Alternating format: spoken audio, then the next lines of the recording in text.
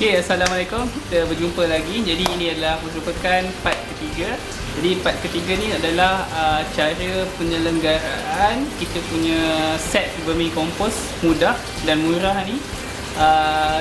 Untuk part akhir ni merupakan penyelenggaraan setiap 2 bulan sekali. Penyelenggaraan 2 bulan sekali ni kita nak memastikan kita punya bilangan cacing sentiasa cukup dan juga kita menyediakan ruangan baru untuk cacing ni untuk membesar dan juga menyediakan lebih kurang kita boleh cakap rumah yang cantik lah untuk kita punya keadaan sama saja seperti sebelumnya. Kita boleh lihat ada banyak vermicast. Kita akan tuai sepenuhnya vermicast di bahagian permukaan. Biasanya vermicast ni saya akan asingkan lah sebab vermicast ni bagi saya adalah produk yang paling cantik lah untuk setiap kita punya penuaian. Jadi untuk satu set vermicompost ni biasanya kita akan dapat 4 jenis produk.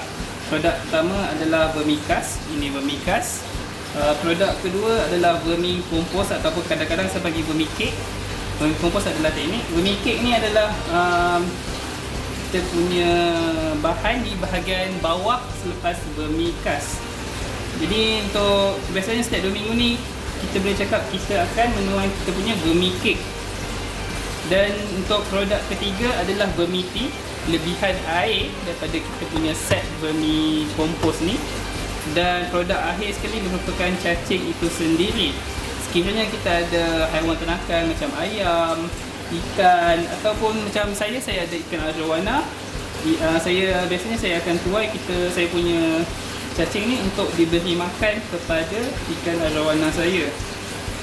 Dan sekiranya ada lobster air tawar pun kita boleh bagi makan cacing ni kepada lobster air tawar yang kita ada. Jadi kebiasaannya kalau kita punya set vermicompost ni cantik, kebiasaannya kita boleh dapatkan lebih kurang dalam 2 kilo vermicast setiap kali penuaian.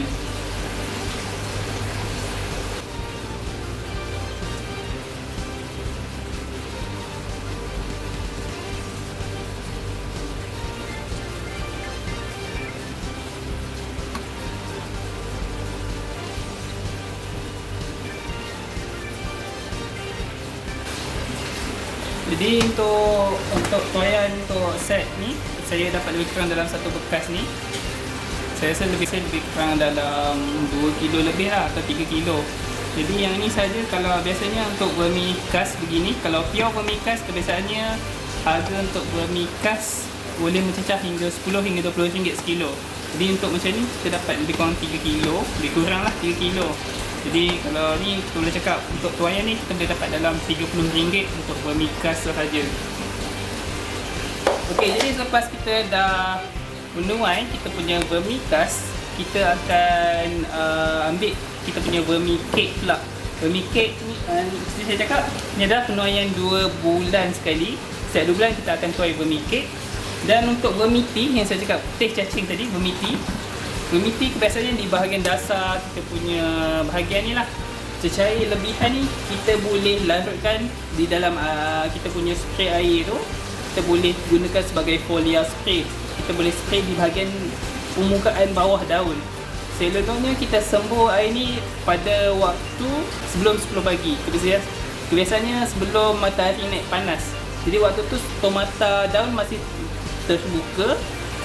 Jadi daun, bunga dan buah boleh serap baju daripada kita punya cecair ini.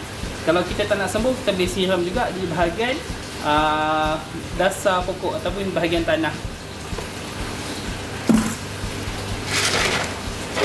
Jadi untuk cara menuai vermicake, kita akan ambil kita punya bahagian lebihan tadi, di bahagian dasar ni. Kita akan tuang sepenuhnya di dalam bekas yang lain. Jadi kita akan tuang.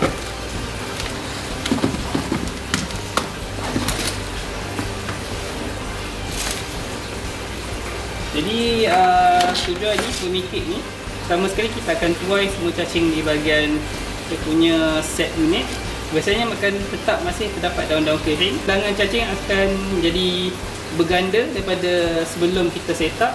Jadi sekiranya kita mulakan dengan satu set macam awal tadi kita set up, kita boleh selepas kita buat harvest selepas 2 bulan, kita boleh set up semula.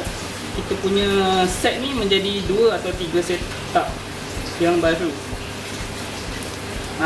Selepas saya tuai cacing ni, saya akan tunjukkan berapa banyak cacing yang saya boleh dapat menggunakan satu basuh sahaja. Tak perlu setup yang besar. Tapi kalau anda mempunyai bekas yang besar, saya sangat sarankanlah untuk membuat setup yang besar.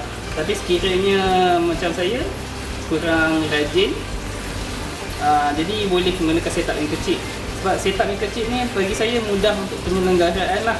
Kalau setup yang besar ni, kita memang memerlukan masa yang banyak untuk penyelenggaraan. Daun ni kita boleh pakai semula. Daun-daun yang tak habis hancur ni kita boleh pakai letak balik dalam kita punya bekas cacing kita.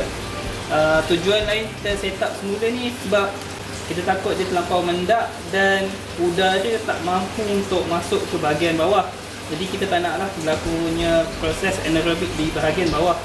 Biasanya kalau terlampau anaerobik, cacing tak akan aktif lah di kawasan yang anaerobik tersebut. Untuk pengetahuan semua, untuk cacing kebiasaannya, untuk cacing kompos ni kebiasaannya dia adalah sejenis cacing di bahagian epigik. Jadi epigik ni kebiasaannya dia hanya aktif di bahagian permukaan tanah. Jadi kalau terlampau tebal atau terlampau mendak di bahagian bawah, dikhuatiri dia tak terlampau aktif lah di bahagian bawah. Disebabkan itu disarankan untuk setiap 2 bulan sekali kita akan set up semula kita punya bekas cacing. Bukan sahaja cacing kita akan kekalkan dia punya efisiensi ataupun dia punya kebolehan dalam menguraikan kita punya bahan, tetapi kita juga boleh mendapatkan produk kompos dengan cepat. Dan juga semua vermicake ni kita boleh gunakan untuk kita punya tanaman kita. Terus direct ni boleh pakai sebab yang ni memang kaudan kita pakai pun dah agak pre-composted. Jadi sekiranya kita gunakan dia setelah kita rawat dengan cacing ni, dia memang terbaik lah untuk kita punya tanam-tanaman.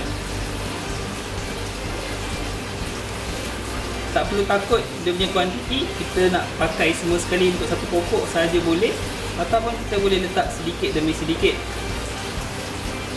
Kalau ikutkan waktu dulu saya punya sewaktu di Ikri dulu, saya punya FYP saya berkenaan dengan cacing lah. Jadi kebiasaannya yang terbaik adalah campur sedikit kita punya composting dengan tanah kalau kita nak buat media untuk tanam-tanaman.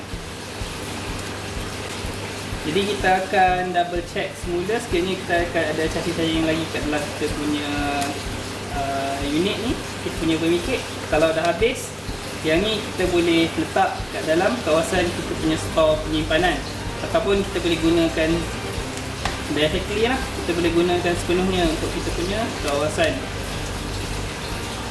Jadi kalau ada sedikit macam mungkin ada belas-belas ekor yang terlepas tu, kita tak ada masalah lah untuk dilepaskan dekat kita punya kawasan tanaman kita. Tapi sayang lah kan, sebab cacing ni mahal. Jadi kita akan, kalau boleh, pastikan memang tak ada cacing yang terlepas lah. Okey, baiklah. Jadi selepas kita dah tuai kita punya vermicake ni, kita akan set up semula kita punya unit vermicompost kita. Untuk set up, dia punya proses pun masih sama. Kita ambil kita punya bekas baldi ni, kita ambil baldi, kita letak semula kita punya tong di bahagian atas, kita tambah daun kering,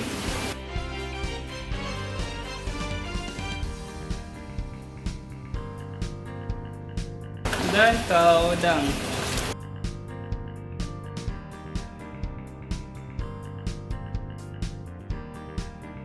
Okey, baiklah. Jadi bila kita dah selesai ni untuk setiap 2 bulan, cacing yang kita tuai tadi, semuanya cacing yang kita tuai boleh buat dalam 3 bekas.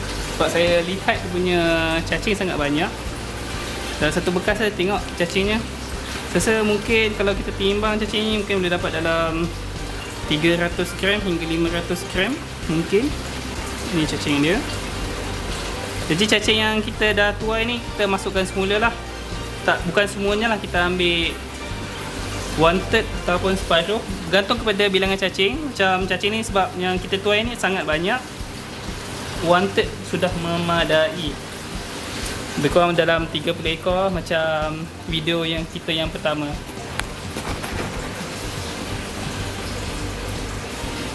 Ni cacing ni yang kita letak tadi. Kita letak di bahagian atas. Kalau boleh lebih cantik kalau kita ambil dia punya vermikas yang kita tuai tadi, kita tutup dia sedikit begini. Dan last sekali kita tutup dengan pasu yang lagi satu, 2 unit. Okay, itu saja. Terima kasih. Assalamualaikum, jumpa lagi. Bye.